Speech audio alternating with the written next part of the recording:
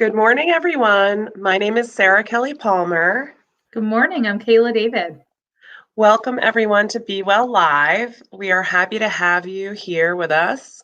And for our first-time viewers who may not have joined us before, Kayla and I are part of the Healing Division at Family Service of Rhode Island. And this is one of our favorite things to do as part of our jobs. We come together and we talk about various topics related to how to cope with COVID-19, but also general wellness. Family Service of Rhode Island is a social service and behavioral health agency that's been around Rhode Island for a really long time, over 100 years, and we offer a variety of services, including telehealth counseling. So we will be joining together today and every other Wednesday at 10 a.m. For the past year, we've been focusing on topics related to how to cope with COVID-19. As we continue to move forward, we're going to incorporate general wellness topics because we know that while the pandemic isn't over, there is a light at the end of the tunnel. So with that in mind, we want to encourage as many people to tune in. So please take this moment to share with friends or to start a watch party, whether that is on Facebook or watching on YouTube. Help us reach as many people we can with this important information about overall wellness. Now more than ever, it is so important to focus on our mental health, on our overall wellness. And as it's really important to, as a community, look out for those that are struggling and to check in with ourselves if we're struggling and be able to connect with assistance. So today we are going to be giving some really important information that I think helps to support the wellness of many children and youth who actually often aren't thought of as much as they should be, Kayla. So it's a very special Be Well Live. We are helping to kick off Foster Care Awareness Month, which happens every May. So the idea is really we're calling attention to the needs of children and youth in foster care here in Rhode Island, but also across the country. And it's such an important thing to do. There are over 420,000 children and youth in foster care across our country. And here just in Rhode Island, there are actually over 200 children above the age of 12 needing a foster home right now as we speak. So as you can imagine, the pandemic has put additional stressors on the foster care system. So now more than ever, so many agencies are working to find creative ways to meet the needs of children and youth who are in need of foster and adoptive homes. So FSRI has been recruiting and supporting foster parents for many, many years. And although many who work in social services and child welfare may be aware of the ins and outs of foster care, we know that so many people out there who might be curious might not know the process, right? It's really, our hope is today to kind of demystify that process. So if you are interested in foster care, if you've ever thought about as an adult being interested in fostering a child or supporting youth in our state who are in state custody, we hope that you're watching. And if you know someone, we hope you're sharing that information with them. We are so happy to welcome Christine Forsyth today. Christine is the clinical administrator of FSRI's foster care program and a foster and adoptive mother herself. Thank you, Christine, for coming on to our Be Well Live segment and talking today about foster care. Thank you for having me. I'm excited to be here. We're excited to have you, Christine. So I guess why don't we start with kind of the basics, right? So for those out there who might not really know what foster care is, can you share with us what is foster care and what is the purpose? Absolutely. So youth, we'll talk about Rhode Island specifically, but youth in Rhode Island who are removed from their homes due to trauma, abuse, or neglect need a safe home-like setting to stay while their birth family does the work they need to do with the Department of Children, Youth, and Family to reunify. So we look for families and adults who are willing and able to open their home to support a youth age 0 to 21 years old who needs a place to stay, a stable environment, and clinical support while their birth family is working on what they need to do in that process. Gotcha. So there are so many misconceptions out there about the child welfare system in general, but especially about foster care, Christine. Can you share with us some of the reasons that children are placed into foster care and how long foster care usually lasts? I think in regards to foster care, kids can be in care anywhere between a few days and a few years. And it really all depends on what's happening with the birth family and what their goals are in regards to reunification.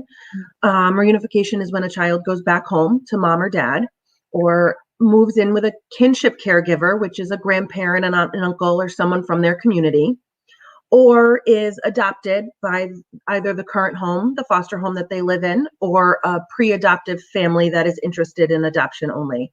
So kids can stay in care. It does take at least up to 18 months in regards to working with birth family to make sure that they get the services they need and the support they need in regards to reunification. And then after that, the goal might change to adoption.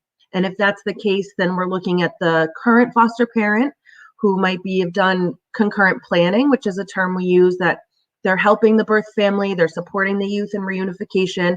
But if that doesn't work, then we're asking them if they're open to keeping that child and adopting, or we are looking for another family setting that is willing to adopt the youth in that home. Gotcha. So I think that often people aren't sure, like Kayla said, that there's misconceptions, or sometimes it's a mystery for people who may not know someone who's fostered, or, is in the field of child welfare. Can you share with us who is actually able to become a foster parent, and what do you have to do if you're interested to becoming a foster parent? So what does that process look like? All right, wonderful. I definitely can. The process to become a foster parent, so here at Family Service of Rhode Island, or with another private agency in the state, or with DCYF, all looks the same. It's the same process across the board. So if you are interested and you've seen a billboard or a flyer or heard about it from a friend, you can contact either the department or one of the private agencies here at Family Service. It's our recruiter, Celeste Rosales, who is bilingual. She speaks English and Spanish. You contact her. We then talk you through what the process is. And the process would be that you have to participate in a house check where we come out and do a walkthrough to make sure that your house meets the need of adding an additional person, an additional child to it, that you have the room and the space. We then talk about who the kids are and what their needs are. Our kids go to school, they go to daycare. Some of the babies aren't old enough to go to daycare yet. Some kids have higher needs and mental health or medical needs, and we explain what that process looks like. And we really kind of go in to there's a 10-week training that now currently is being done online, and a weekly sessions that you participate to become a foster parent. You then go through a home study process where we really get to know you and your spouse or your partner, whoever lives in the home, your children, even your adult children if you have them, what your community looks like, what's happened to you in your past, and what's the best fit for a child in your home. Families also have to go be fingerprinted, and they get a DCYF clearance, as well as a BCI in the state of Rhode Island, which really just checks to make sure whatever comes up on your background that we can kind of work through. And there's different things that will disqualify you, but there's a lot of things that we can work through and kind of just touch base on, write about in a home study process, and then move forward from. We do ask also for a medical check with your doctor, as well as if you see someone in regards to your mental health. The state will provide a fire inspection of your house, and as well as a lead check, because youth under the age of 6, we need to make sure that the house is lead free. So that process takes about 6 months, sometimes shorter, sometimes longer. A 10-week training is a long process, but the training is called TIPS MAP, which is trauma-informed training, to really understand the process of removal for children, what it's like to be in the foster care system, what it's like to have been through some sort of trauma, if it's substance abuse in the home, if it's mental health, if it's loss of a parent, any of these pieces and really understand how you can parent, because it's to parent is a little different, a youth who has never lived in your home before. So it really goes in depth in that. And so those are all the kind of the pieces of it. You do have one person who at Family Service, at least, that works with you directly through this process, helps you fill out the forms, helps you sign up for training, walks you through kind of what the home study process is, comes out 3 or 4 times to your house and meets you, your partner, and your children. Now, Christine, and this might be a naive question, but if can a single person apply to be a foster parent if they don't have a partner or spouse? Okay. Yes, a single person can apply to be a foster parent. You have to be over the age of 21. Okay. And you have to be able to pass the backgrounds, but you could be single, married, have a partner. Great. And if you have a partner who doesn't live in the home and they're involved in the home, we do often check background, do background checks, but they don't have to be involved in the whole process. Got it. So it does sound like, so it sounds like a lot, but it sounds like this is done not only for the safety of the children, but also it sounds like to support the foster parent in the parenting as well, right? So it's kind of a way, Yes, absolutely. I think there's a huge piece here where, becoming a foster parent is a huge undertaking, and it takes a village, and you need the support through the department or private agencies. And this process, although feels like it takes a long time, I'm definitely going to call you the next day once you're licensed to take a child. So it doesn't take a long time for the placement to happen, but it is a process, because we want to make sure that these kids who are coming from unsafe situations are put into safe situations. And Christine, in the past and in sometimes right now in other states, LGBTQ individuals have been denied the ability to foster. Can you speak to Rhode Island? Because we want to make sure that people know that they can foster, right? Yes. So can you speak a little bit of that? Absolutely. I will say that, Rhode Island has done a lot of work to be in a much better place now than it even was 10, 15 years ago. And we've gone kind of leaps and bounds. Previously, even LGBT partners who lived in the same home, owned the same home, weren't able to adopt together. They had to, one person was the foster parent, one person adopted, and the other person was just a live-in, like someone who lived in the house. We are not there anymore. LGBT community couples can adopt together. They can do home studies together. They go through trainings together. We offer support groups. We offer support in the community to LGBT the community members. And so there isn't anything here in Rhode Island at this time that is a barrier to that.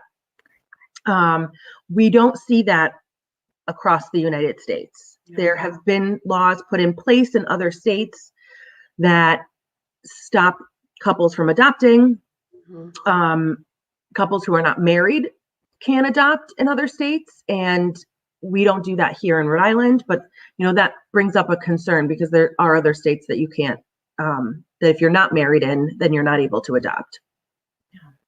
Well, thank you for demystifying that process, Christine, because I know, again, as Sarah said at the top of our, show, there are 200 kids right now over the age of 12 in need of foster parents. So I think you did a great job even earlier to say, if there are things in your past, and you want to do this, talk to us about it, right?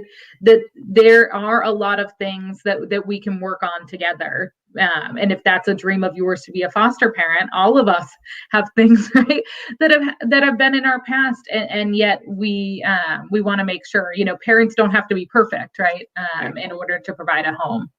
So Christine, knowing that you are a foster and adoptive parent, can you share with us? I think sometimes it's scary to think about having a child, bringing a child into your home. Can you share with us what have been some of the most rewarding experience being a foster and adoptive parent, and maybe some of those challenging aspects of this as well? Yes, absolutely. I think, Kayla, I just wanted to jump back, and when you had talked about, and Sarah, you had mentioned the statistic about the youth over the age of 12 in our system, we have a huge need for youth who are over the age of 12 to 21 years old who still need a family setting and support in that setting instead of living in a congregate care or a residential setting. They need the family structure. They need the support by having a parent or two, by having siblings in their setting, and living with some normalcy in that setting. And we have a significant need for foster parents who are ready and willing to kind of step up and take that on. A thing about, being a foster and adopted parent myself, I have kind of run the gamut in adoption, I should say, where I have 4 children who are amazing. And my youngest is 6, and his birth mother lived with us, and we made a plan in regards to adoption for him.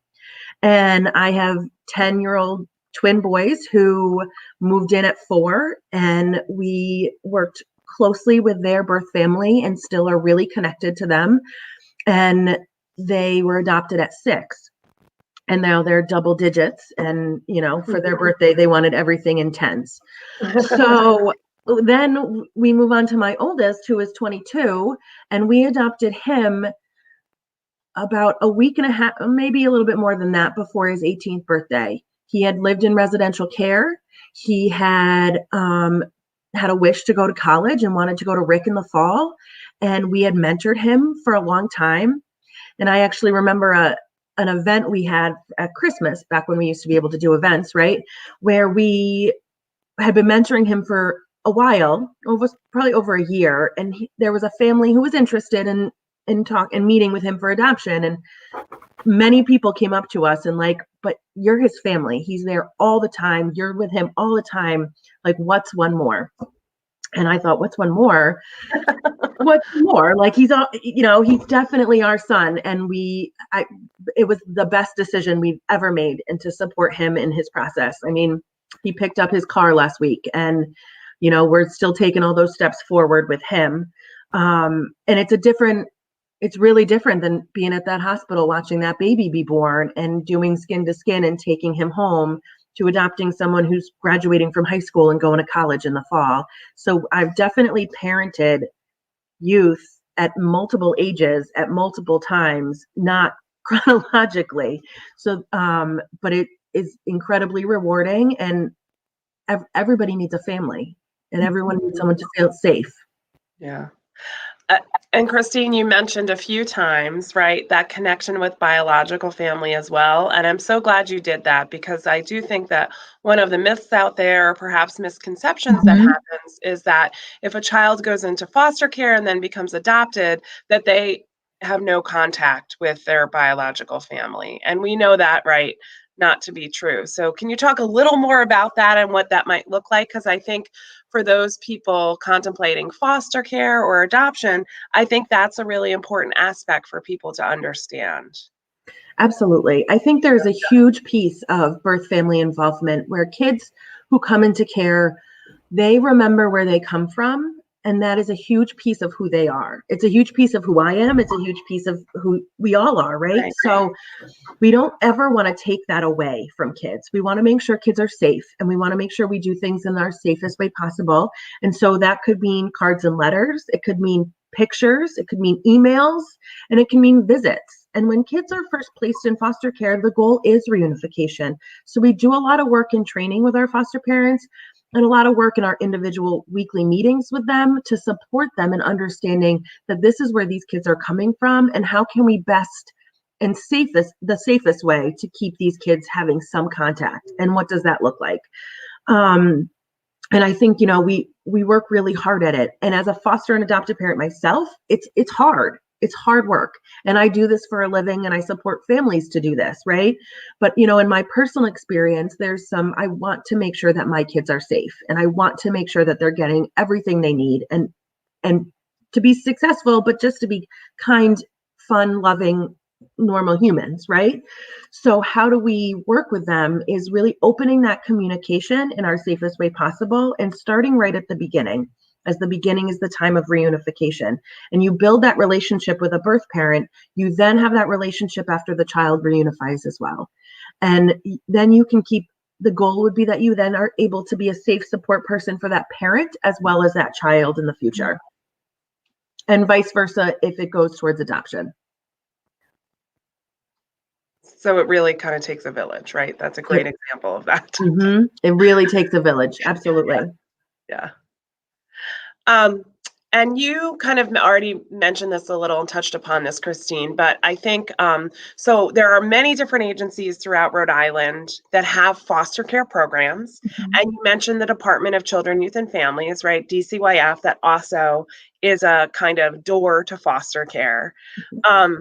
So I think that could be confusing for folks, but or people might wonder, well, what does an agency do for foster care? And you mentioned kind of support groups and training. Can you just kind of share a little bit more about how we as a program at FSRI supports foster parents?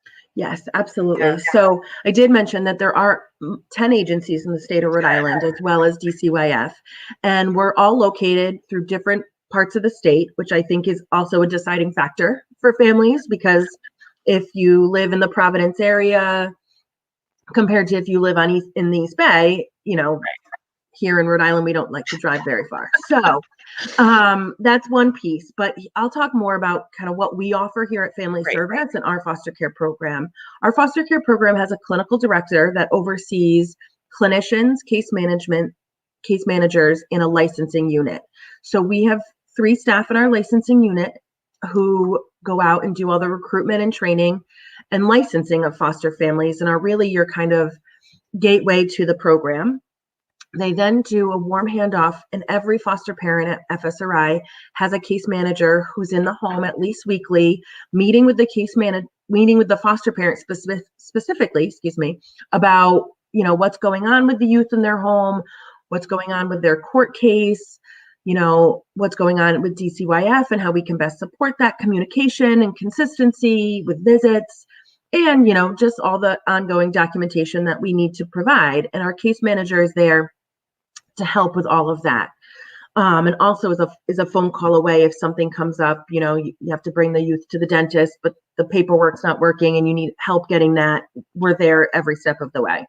And then we have a clinician assigned to every child in our program who also works with the foster parent, but works more specifically and does at least weekly or bi-weekly individual sessions with the child in their home to really we utilize a TST model, which is trauma systems therapy, which supports youth to kind of work through the trauma that they've been in and kind of come out on the other side. And so the case managers and the clinicians work together with the youth and the foster parent.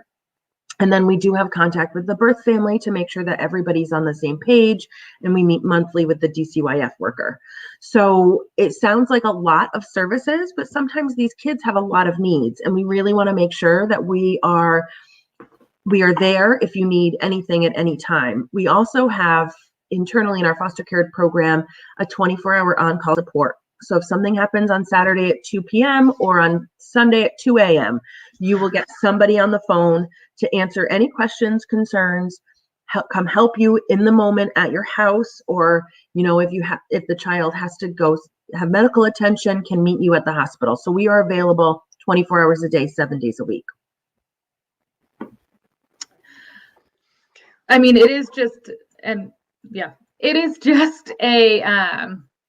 I've seen the work that your foster care department does, and it is just phenomenal. And I think that is one of those benefits to being with a private agency, is that you get that level of support, right? So if you are contemplating fostering for the first time and you're scared about doing that alone, right? It goes back to what you were saying earlier. It takes a village, and part of what that village might be for a family is having a therapist, is having a case manager, is having someone walking them through the licensing process, because it's a lot. The kind of court involvement, all of those things can be a lot if we're not getting the support that we need. So I think if people are interested, but they've been worried about that, kind of taking that next step, kind of understanding what private agencies are able to do to provide support to foster families. And I'm sure they could also call and ask additional information if they're interested. So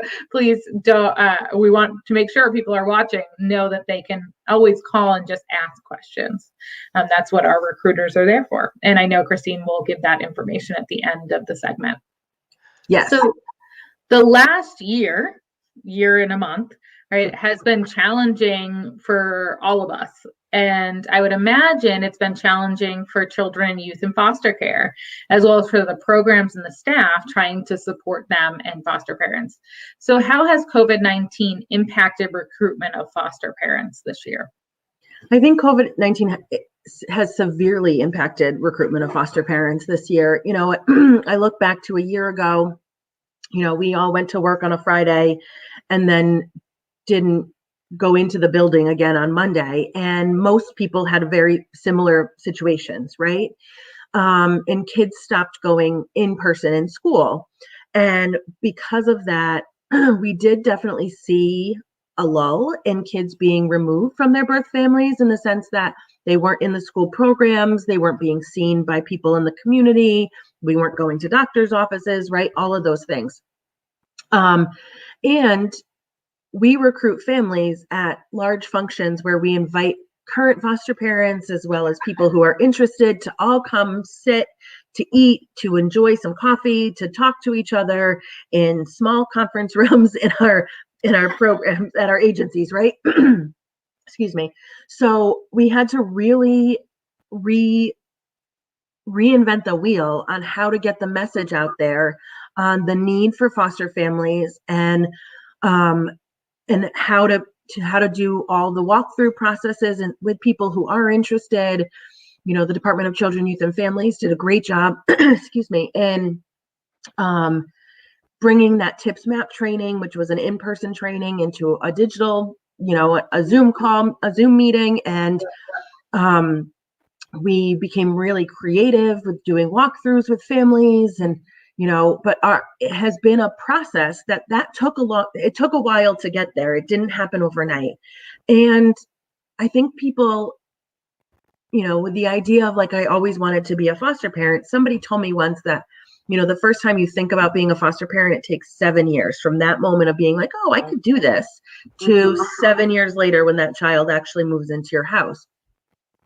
In this past year, we have, you know, if you've parented your children doing distance learning and work full time, most people, me included, Sarah, you maybe too, think, I don't know if I could add another thing onto my plate right now, because this was all so much, you know, and we've been juggling and all of that.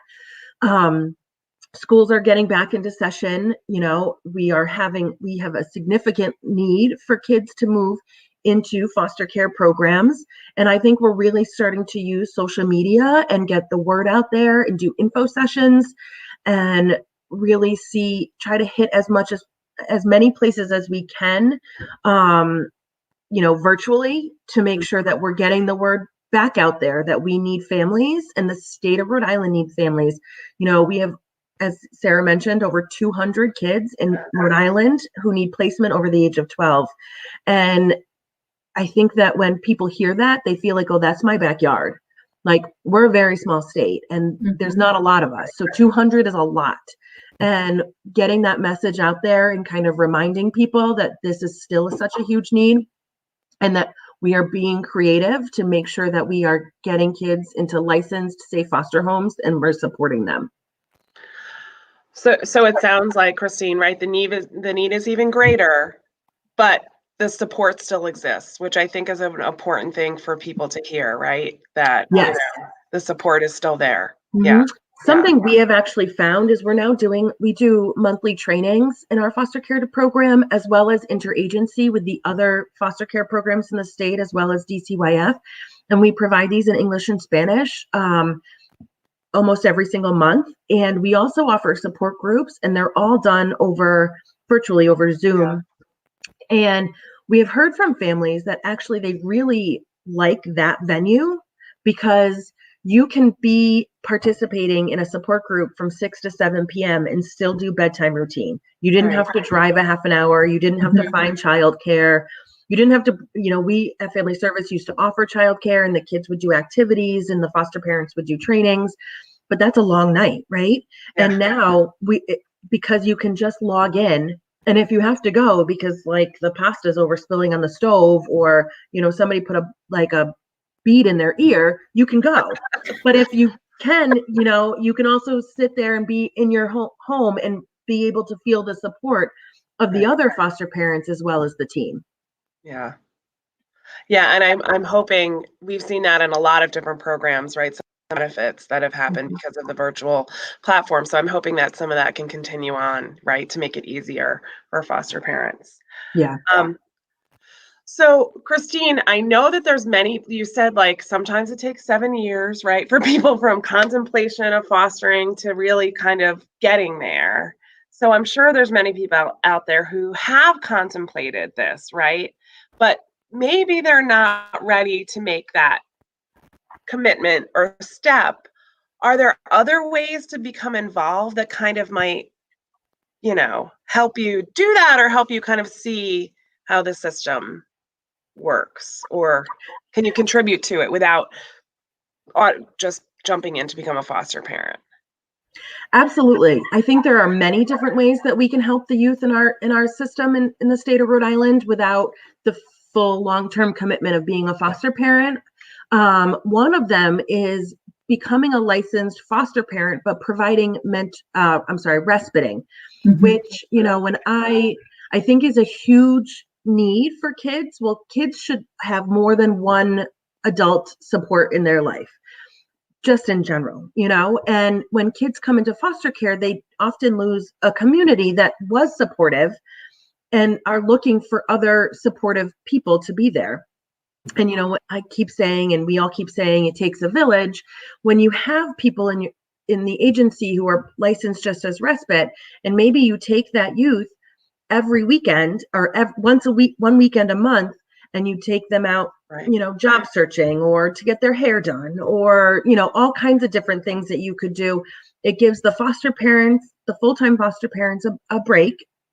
And it gives, the youth an opportunity to build a relationship with an additional adult who is safe and supportive. And so it's kind of a win-win. And so as a respite provider, you might be available in an emergency, or you might be available in a planned situation, Okay. or, if the foster family has to leave the state unexpectedly, you could take the child for a few days and then they'd already know you. And so I think that that's a wonderful way. It is the same process to become a foster parent, but it then you have the capacity to be limited in what you can and cannot do. Another opportunity is there are agencies in our state that provide mentoring, training, and support. And so you can mentor youth in our system who either lives in residential or foster care, who needs a caring adult to be available for them, to do all kinds of things with them. If it's pick them up on Saturdays to go like see a movie or mini golf or something, or to help them learn how to balance a checkbook, or to, get their nails done, or take a cooking class, any of those things, you can mentor youth who then you can build that relationship, Right. but it's only like a short time situation. We also have a program called the Basic Center program here at Family Service, which is a host home program for youth who are under the age of 18, who are not DCYF involved, who we are looking all the time for host homes, which are individuals who are able to take a youth into their house for 21 days to be able to support them as we look for permanency in a different way, which might mean DCYF gifts involved. It might mean going back to their birth family. It might mean going to the teacher who is their, their guidance counselor at their schools, or their coach on their baseball team, while we kind of do some family work and some individual work. And there's a huge need for that as well in Rhode Island. So there's lots of different options throughout the state. Great. And Christine, thank you so much for highlighting all of those different ways people can get involved, because you're so right. It does take a long time of considering before maybe someone feels like, or a couple feels like they're ready. But oftentimes people are willing to do things along the way, right? Or they might want to get a sense of what it might look like. And so mentoring or, being a host home or a respite home might be a way to do that. So before we end today, is there anything else you'd like to share that we haven't covered about foster care for Foster Care Awareness Month? And then where can people find out more about foster care? Definitely. I think I wanted to make sure I mentioned that in May is Foster Care Awareness Month. And so I wanted to give a huge shout out to all of our foster parents in the state of Rhode Island and adoptive parents and people who are in the process to become foster parents, because you are the village that it takes, and the work you do, which is incredibly rewarding and incredibly exhausting every single day. And we couldn't do the work we do at Family Service without you or within the state. And I just wanted to give you a huge shout out, and I can't thank you all enough for that. I also wanted to say, if you have any interest in learning anything about foster care or how to become a foster parent or any of the other programs I talked about, I do ask you to reach out. You can look on our website at our FSRI website. You can contact Celeste Rosales, who is our recruiter, and she speaks English and Spanish, and that's her phone number right on the screen. And if you have any questions at any time, please don't hesitate to call us, really talk it through, and we'll be available. We are available Monday through Fridays, and of course, as I said, even on the weekends at times. Great. Well, thank you so much for joining us today, Christine, and for kicking off Foster Care Awareness Month with all of this information. And thank you all for tuning in. We will be returning in 2 Wednesdays for another Be Well Live. Be safe and be well. Thank you. Thank you, everyone. Thank you.